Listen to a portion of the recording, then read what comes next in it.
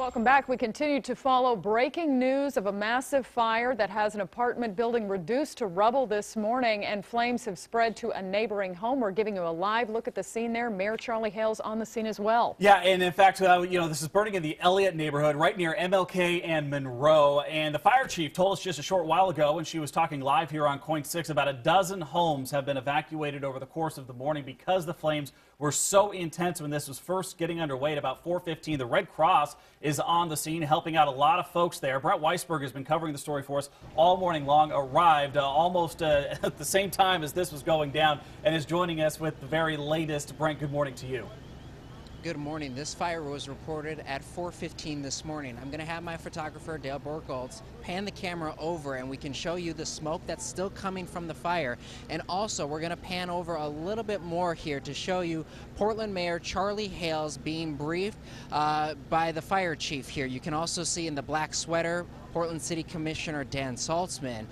These two are getting the briefing from the fire chief. The fire chief gave us an update a little bit ago telling us that no firefighters and no neighbors were hurt in this 5-alarm fire that broke out, first reported at 4:15 this morning. As we pan the camera over, you can see, I want to show you this house here first. This home had 4 people inside of it. One of those residents told me that he heard a loud bang on his door. And when he woke up, he could immediately feel the heat that was coming from the adjacent building that was under construction. The building that's next to this home is actually an apartment building that was going to be built here at Northeast MLK and Monroe here in Portland's Elliott neighborhood. The fire immediately went to quickly, it went up, it went to 5 alarms here, bringing more than 120 firefighters from across the city here. When we got here, there was just a huge wall of flames, and it took up the entire skyline. We could see it for blocks as we were driving over here. We knew immediately that this was a big deal.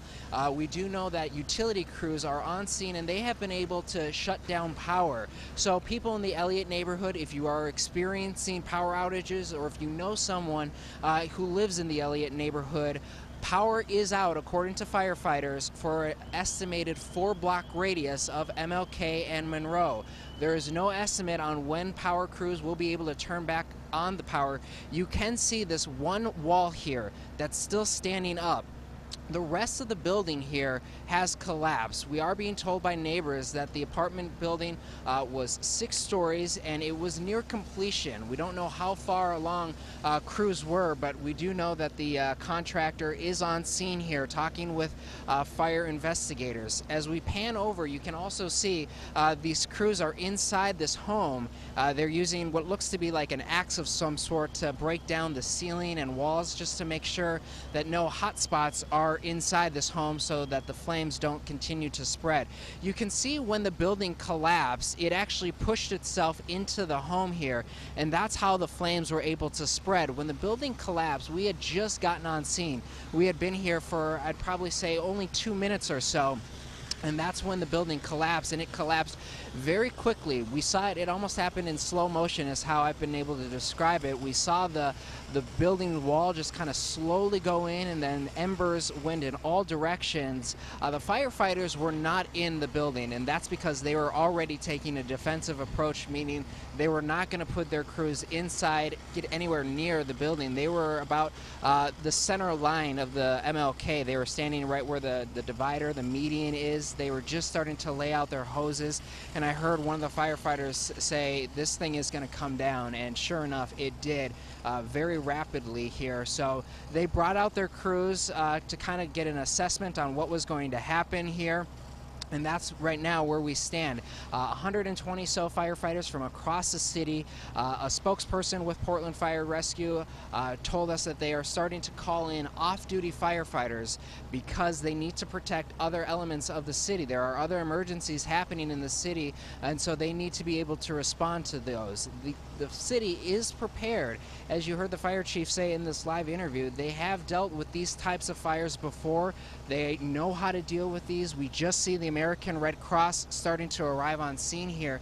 We are told that not only this house next to the apartment building that was being built suffered damage, but 2 other homes. So a total of 3 homes here near MLK and Monroe suffered damage as a result of the flames here that broke out around 4:15 this morning.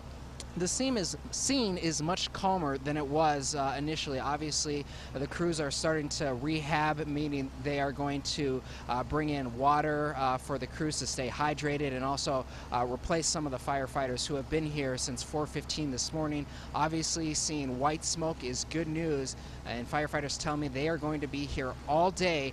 The investigation well underway on this fire. We'll send it back to you. All right, Brent, thank you very much for that. And again, the power out for a 4-block radius around that for anyone who's wondering. And of course, a lot of people can't get through that area right now, right, Carly?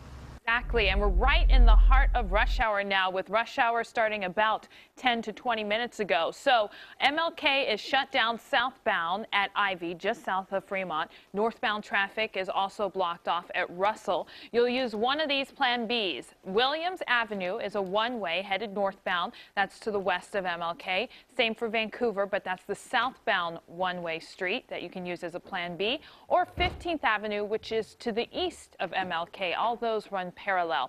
Take a look at what we've got going on I-84. You see that long stream of red there? Well, that's because of 2 accidents. One of them has cleared, the one on the ramp from I-84 westbound to I-5 northbound, but the one at the Hollywood district remains. You can see it's a 25-minute drive inbound on I-84, and this camera freezes at times, but right now I-84 has, it looks like, the right lane blocked, traffic getting by in 3 lanes there. It's backed up all the way past Providence to I-205. Avoid I-84. Use Burnside, Sandy, Powell, Stark, whatever you can to just stay off the freeway there. And it's starting to slow on Highway 26, and it's also very heavy coming in from Vancouver from SR 500 to the Interstate Bridge. One of those kinds of mornings. Okay, Carly, thank you very much.